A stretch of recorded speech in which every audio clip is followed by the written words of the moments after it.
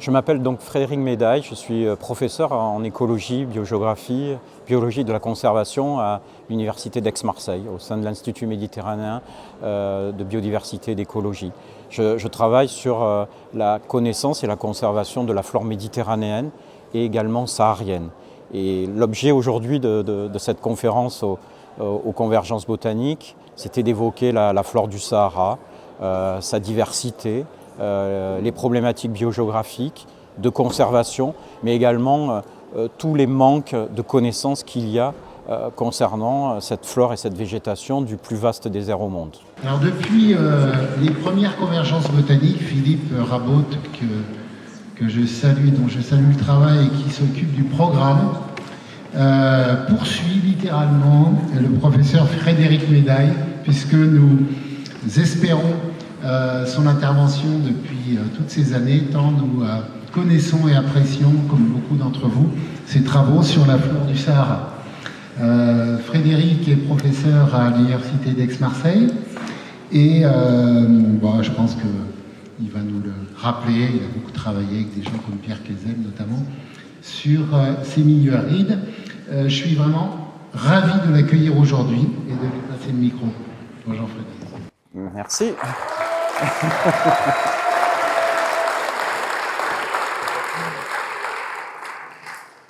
Merci à tous et merci pour cette invitation à cette extraordinaire manifestation que sont les convergences botaniques. C'est vraiment quelque chose de très important et je suis très sensible d'être enfin présent à cette manifestation. Alors on va franchir la Méditerranée, on va aller se plonger un petit peu dans le Sahara, très brièvement, mais j'espère que ce petit voyage de découverte vous donnera envie de vous y rendre si vous ne connaissez pas ces territoires.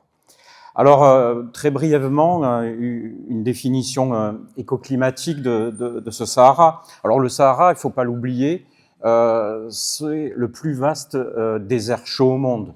8,5 millions de kilomètres carrés, et essentiellement, contrairement aux idées reçues, ce n'est pas un désert de sable, mais essentiellement un désert de cailloux, un reg, parsemé de montagnes, vous le voyez sur cette carte. Et le trait orange délimite grossièrement cette zone saharienne. On va y revenir. Les définitions des zones désertiques ont fait l'objet de pas mal d'appréciations différentes. Selon le Wérou, on considère qu'on est dans le désert quand on a, grosso modo, des précipitations annuelles moyennes inférieures à 100 mm. Selon Schmida, on va plutôt se situer au niveau de l'isoïète des 120 mm. Donc bon, vous voyez, il n'y a pas vraiment de consensus en termes de définition bioclimatique du Sahara. Et la carte figurée ici, toujours avec ce gros trait orange qui paraît être quelque chose qui segmente de façon très très stricte cette zone saharienne, est en fait un trait fluctuant qui va varier en fonction des années, en fonction des périodes de précipitation. Alors, on a parlé de Pierre Kézel, j'en reparlerai à la fin, quelqu'un qui a travaillé beaucoup sur la zone saharienne, et il disait, Pierre, c'est évidemment un fait d'observation, et donc trouver des critères précis pour délimiter ce secteur, ça pose des problèmes extrêmement délicats. Et donc, on est plus dans des zones et dans des systèmes de transition éco-biogéographique. Alors au nord, bien sûr, il y a des influences climatiques méditerranéennes avec des précipitations surtout hivernales ou printanières. Alors qu'au sud, ces secteurs-là sont plutôt sous la dépendance de précipitations tropicales, de moussons, qui surviennent lors de la saison chaude. Donc ces limites, voilà, il y a tout un ensemble de biogéographes qui se sont creusés la tête pour essayer de trouver la plante miracle qui allait pouvoir déterminer de façon sûre et certaine cette limite, notamment au nord. Alors il y a la limite du jujubier, la limite du palmier dattier qui est un petit peu surprenante puisqu'elle est quand même clairement liée à l'impact de l'homme et aux pratiques de culture. Il y a également la limite de l'alpha, Stipatenacissima. Donc vous voyez, c'est assez quand même très hétérogène et on ne peut pas vraiment tracer de limites très très nettes sur ces zones sahariennes. On a des interprétations entre milieu méditerranéen et milieu saharien pour le nord. Quelques espèces, bien sûr, typiquement sahariennes. J'en ai pris une, par exemple, le Stipagrostis pungens. Vous voyez sa carte de distribution qui est vraiment calée par rapport au grand ensemble saharien tel que je viens de le définir. Ce qui est intéressant également, comme sur bon nombre d'autres montagnes du monde, c'est cet étagement de la végétation qui avait été pas mal étudié également par Pierre Kézel, Paul Ozinda dans les années 50-60. Et vous le voyez, sans rentrer trop dans le détail, que dans les parties basales, on a plutôt une flore saharo-tropicale avec tout un ensemble d'espèces sahéliennes, alors que plus on monte en altitude et plus on va avoir des espèces d'affinité tempérée, voire méditerranéenne. On y reviendra. Alors, brièvement également, les premières explorations botaniques du Sahara, il faut d'abord voir qu'on pense souvent que ce sont évidemment les premières explorations scientifiques, mais il y a évidemment les populations autochtones qui connaissent très bien cette biodiversité saharienne, ces milieux sahariens, cette flore saharienne. Et on avait fait une mission assez inoubliable en 2009 à la recherche du myrte de Nivelles, dont on reparlera, et on était guidé par des Touaregs, et Aboudali Atanouf nous avait guidés avec un sens de l'observation. On n'avait pas encore de GPS à l'époque, et il nous avait amenés aux quelques pieds de myrte de Nivelles qui étaient présents dans un petit oued au bout de plusieurs heures de marche. C'était assez extraordinaire. Donc il y a vraiment cette connaissance intime par les Touaregs de ce peuplement végétal, et vous allez pouvoir retrouver un petit peu ces aspects-là dans le bel ouvrage de Marceau Gast, Moisson du désert. Alors, les missions scientifiques, plus ou moins liées, au moins celle-ci, à des épisodes un petit peu de colonisation par les Français, hein, c'est pas totalement dénué de volonté de s'approprier du territoire. La mission donc de René Maire dans le Haut-Gard en 1928, qui a un petit peu parcouru tout un ensemble de ce secteur. Et comment ne pas oublier, bien sûr, l'œuvre scientifique considérable de Théodore Monod, qui a fait des quantités de méharées tout à travers le Sahara entre 1923 et 1989. Donc Théodore Monod s'intéressait à tout un ensemble de compartiments, et dont la botanique. Il y a eu des missions plus botaniques réalisées par Pierre Kézel dans le Haut-Gard à partir de 1953, qui lui a permis de réaliser cette première monographie sur la flore et la végétation du Haut-Gard.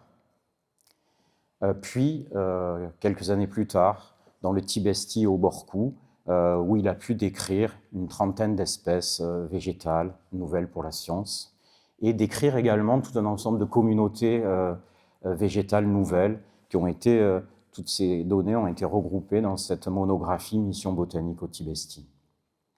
Parmi les espèces découvertes, j'en ai pris quelques-unes, la Nepeta de Miré, l'armoise de Tillot et la superbe immortelle de Monod, qui est très proche d'espèces que l'on retrouve sur les hauts sommets d'Afrique de l'Est, sur le Kilimandjaro. En termes de biogéographie et de mise en place de la flore, c'est un secteur, là aussi, le Sahara, qui est une région très complexe, encore méconnue, sous-étudiée, on en reparlera, et qui finalement est considérée, selon les auteurs, comme une zone saharo-indienne, c'est-à-dire qui regroupe le Sahara, les zones d'Arabie et jusqu'au désert du Sindh en Inde. Pour d'autres, comme Tartayan, on a une zone plutôt saharo-arabique. Donc vous voyez, c'est assez variable comme conception. Ce qui a été intéressant, ce sont les premières découvertes paléoécologiques dans les années 1950 et qui ont été corroborées à une découverte assez extraordinaire, c'est la présence totalement étonnante de la bruyère arborescente, que vous connaissez sans doute tous, Erica arborea, cette espèce très caractéristique des maquis méditerranéens, qu'on a pu retrouver piégée, vous le voyez avec la flèche orange, piégée au cœur du Tibesti, entre 2500 et 3000 mètres d'altitude. Ça a été une belle découverte de Philippe Bruno de Miret, que certains d'entre vous ont bien connu. Et cette découverte a été corroborée à la mise en évidence de données paléoécologiques, de grains fossiles, de pollen d'Erica. Vous le voyez, ce sont les croix au Sahara central. Et tout ça a laissé imaginer aux premiers biogéographes la présence d'une flore méditerranéenne qui avait été piégée au Sahara central. Et ceci a été mis en relation avec les fameux changements paléoclimatiques que ce désert a subis, au moins depuis 500 000 ans. Hein. Vous avez ce qui est en bleu, ce sont les phases humides, avec une alternance de phases arides. Et donc, il y a ce véritable yo-yo entre un Sahara vert et un Sahara hyper aride. Si on se contente de se fixer au niveau des quelques derniers milliers d'années, on voit que, vous voyez que depuis 13 000 ans, puisque c'est 11 000 avant notre ère là, donc on rajoute 2 000 ans. Donc depuis 13 000 ans, on a deux phases humides qui ont été segmentées par des phases arides. Et donc depuis 5 000 ans, on est dans une phase d'extrême sécheresse. Et donc, il y a eu un véritable changement très, très rapide, et c'est ça qui est assez extraordinaire dans ce Sahara vert, qui a alterné avec des zones et des secteurs hyper arides. Et donc, vous avez ce yo-yo qui se fait en quelques milliers d'années, des changements très sévères dans la structure, dans la composition de la flore, des écosystèmes, et bien sûr également des animaux qui peuplent ou pas ces savanes ou ces déserts. Donc vous voyez, c'est vraiment ça qui est assez fabuleux, de voir la réaction de la végétation sur des pas de temps finalement très très brefs. Et un bel exemple également de ce fameux Sahara vert, c'est la présence de ces mégalacs qui étaient assez extraordinaires en termes de superficie, et ça a été bien mis en évidence par les archéologues qui mettent en lumière tout un ensemble de vestiges liés à l'occupation humaine. Donc c'est vraiment un paysage pour lequel on a du mal à imaginer. Et donc sur le plan biogéographique, ce Sahara n'a pas été forcément, comme on peut le penser, une barrière.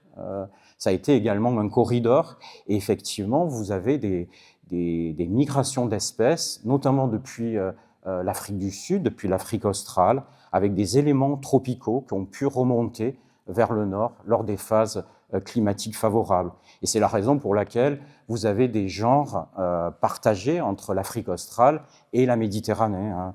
On avait fait un petit bilan pour essayer d'estimer ces genres partagés, cette fois-ci pas au niveau du Sahara, mais au niveau de la Méditerranée. Entre la Méditerranée et l'Afrique du Sud, on a à peu près 90 genres en commun. Et donc ces remontées ont laissé parfois des vestiges, des témoins sur leur route. C'est le cas de l'euphorbe balsamifère, qui est présente surtout au Sahara océanique atlantique, également un petit peu quelques populations sur les bords de la mer Rouge, mais également une belle découverte par des guides sahariens qui connaissent très bien ce secteur, Odette et Jean-Louis Berneza, qui avaient trouvé dans les années 1980 de belles populations d'euphorbes balsamifères au cœur du Sahara, donc le cercle orange, dans le massif de l'Imidir. Donc on a cet élément venu depuis l'Afrique australe, un élément surtout xérique, ancien, on parle de souches paléo-africaines, et c'est ce qu'on appelle cette fameuse Ranflora, dont vous avez quelques exemples à ce niveau-là. Des éléments endémiques également, quelques-uns, difficiles d'estimer, on y reviendra, des genres endémiques, comme le genre Fredolia, qui est un genre endémique nord-ouest saharien, une lavande, une sauge, etc., etc.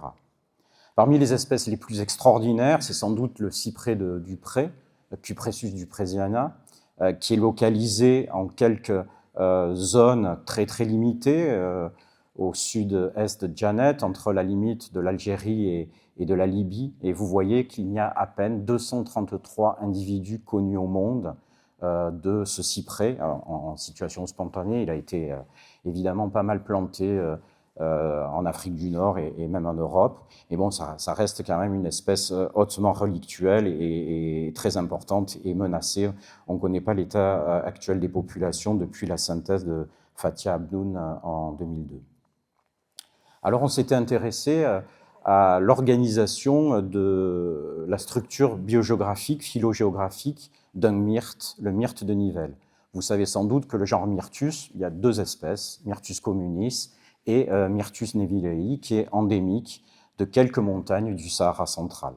Et dans le cadre d'une thèse qui avait été réalisée par Jérémy Miglior, on avait pris en compte à la fois les populations méditerranéennes, mais également des populations sahariennes.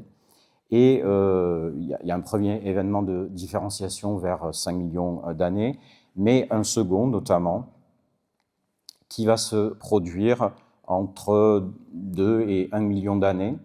Et un peu plus tard, vers 500 000 ans, lors de la mise en place de ces fameuses périodes humides, on a cette migration d'un ancêtre du myrte vers le Sahara. Donc on a mis en évidence pour la première fois une migration depuis la Méditerranée vers ces montagnes centro-sahariennes. Et ça, c'était quand même un phénomène assez intéressant et finalement très récent à l'échelle, bien sûr, de l'histoire du Sahara.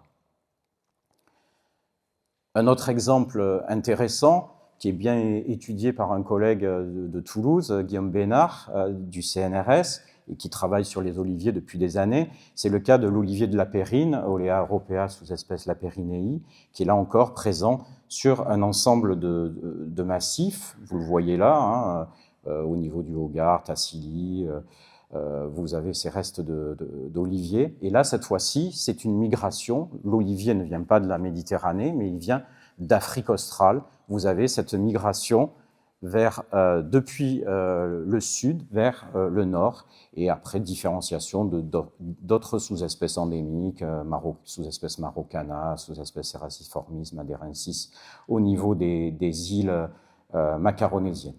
Donc vous voyez un petit peu la complexité, très brièvement résumée, de ces événements paléogéographiques et biogéographiques qui finalement font la nature même de la flore saharienne telle qu'on la voit à l'heure actuelle. Et dans cette carte synthétique, vous voyez que, évidemment, dans la partie méridionale, on a plutôt une prédominance d'éléments tropicaux et à contrario, au niveau de la partie nord-saharienne, vous avez des éléments méditerranéens qui prédominent. Donc, il y a vraiment une structure biogéographique très particulière, segmentée entre le nord et le sud de ce désert. Et ces données ont permis des premières cartes de subdivision phytogéographique. Celle-ci avait été proposée par Henri-Noël Le Houerou sur la base donc des données floristiques disponibles. Donc une approche de segmentation biogéographique relativement empirique, puisqu'il n'y a pas une spatialisation des données.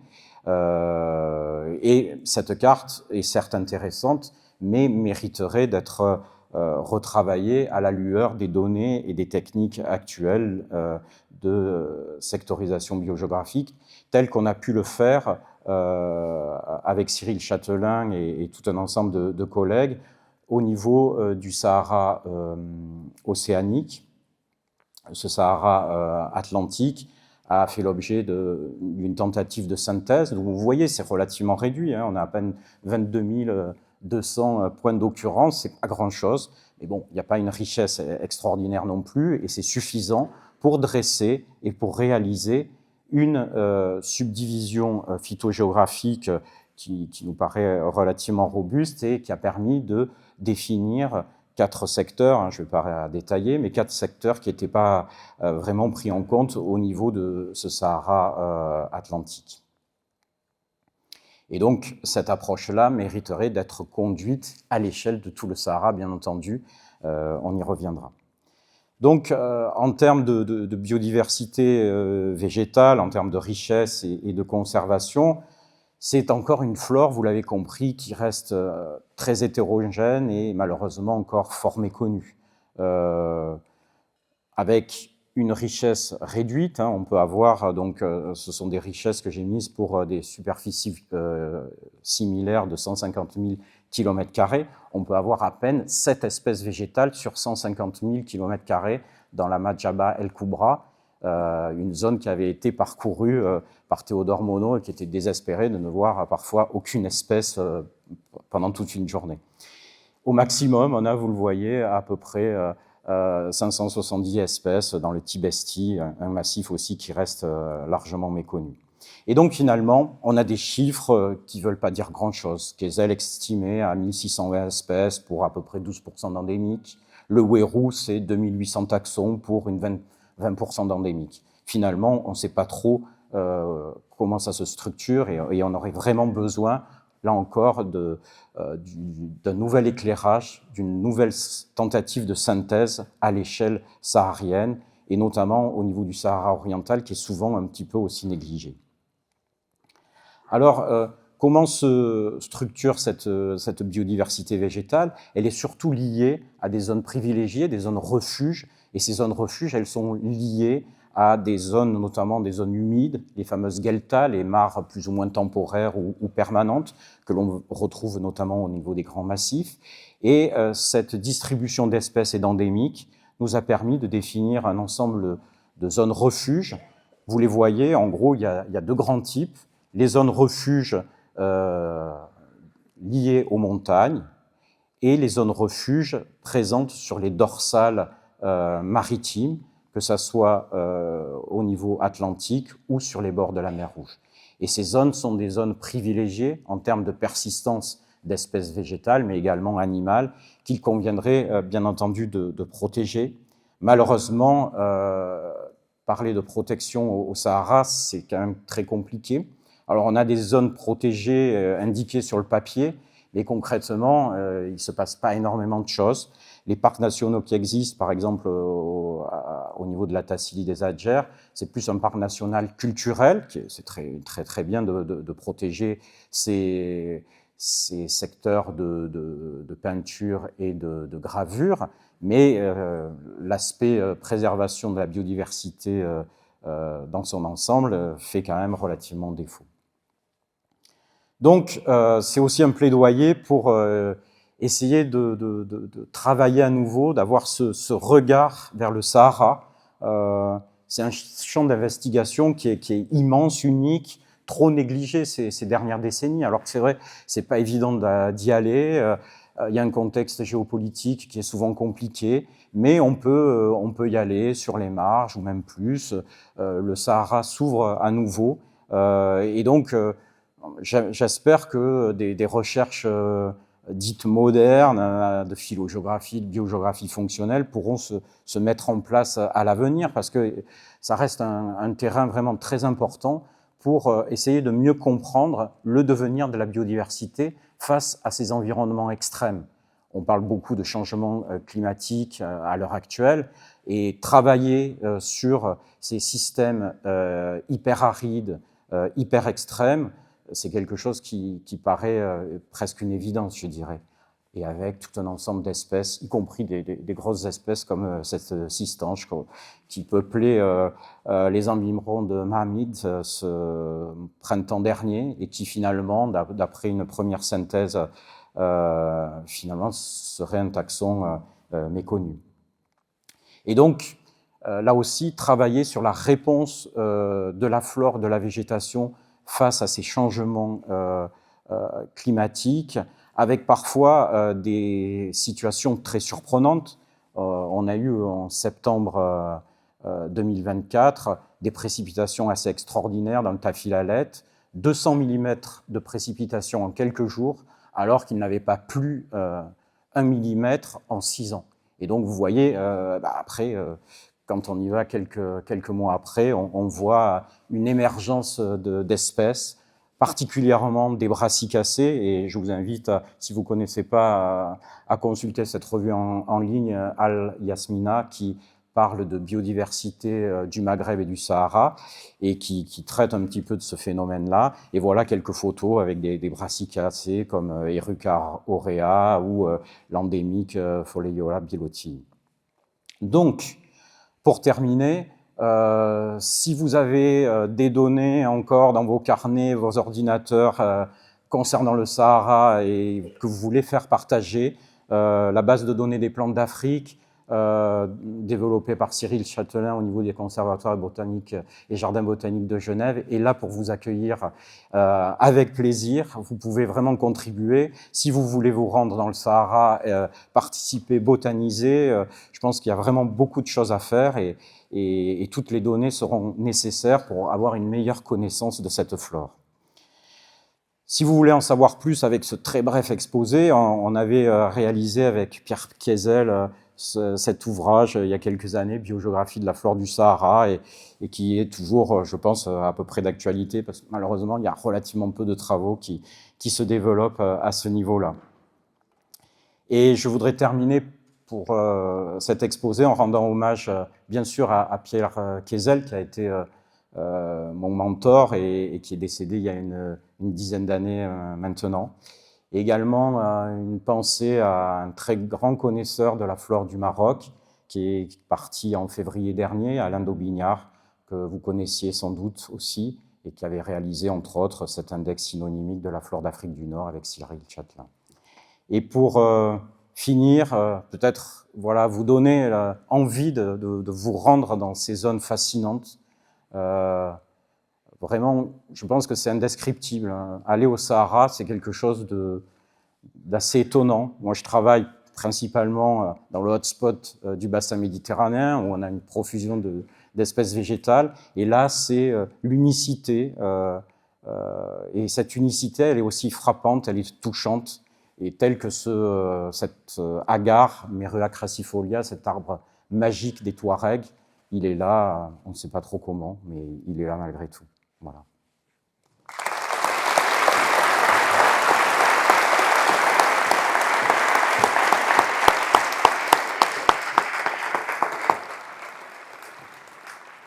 Merci infiniment pour cet exposé.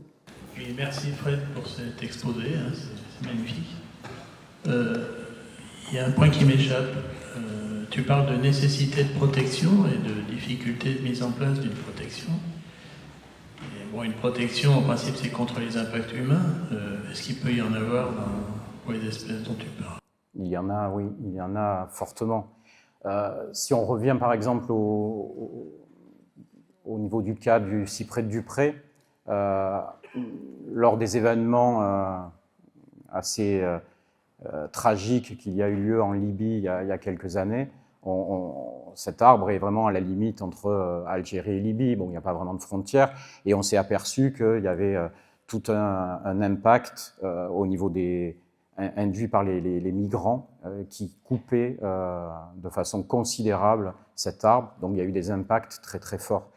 Il y a vraiment des problèmes de gestion de ces ressources, particulièrement évidemment dès qu'on parle d'arbres et de bois. Les populations locales déjà en ont besoin, mais si après on a en plus des aspects migratoires supplémentaires, ça peut poser des problèmes. Et effectivement, le cas du cyprès, là, malheureusement, pour le montrer. Oui.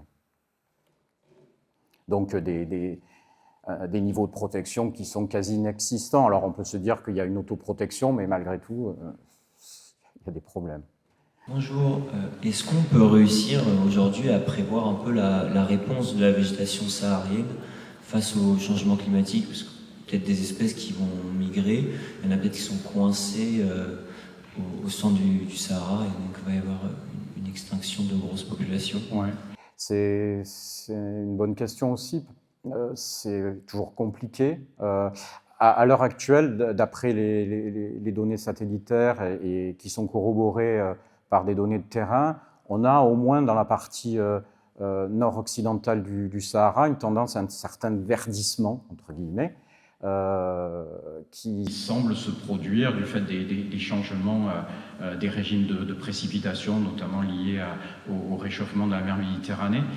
Et donc là, il y aurait véritablement, ce que je disais en fin d'exposé, un aspect intéressant à mettre en place, tout un réseau de placettes de suivi, alors soit par imagerie satellitaire, soit in situ, ou les deux, et pour mieux comprendre un petit peu ces fluctuations d'espèces qui restent encore largement méconnues. Il y a très très peu de travaux, à ma connaissance, il ne se passe quasiment rien à l'heure actuelle sur ces questions-là. Il y avait un observatoire du Sahara et du Sahel, je ne vois pas trop de travaux depuis 10-15 ans, il ne se passe quasiment plus rien sur ces thématiques-là, malheureusement, et sur cette zone clé complètement négligée. Donc beaucoup de choses à faire. Donc j'espère que j'arriverai à motiver quelques personnes qui pourront se rendre et voir travailler au niveau de cette zone saharienne. Merci infiniment.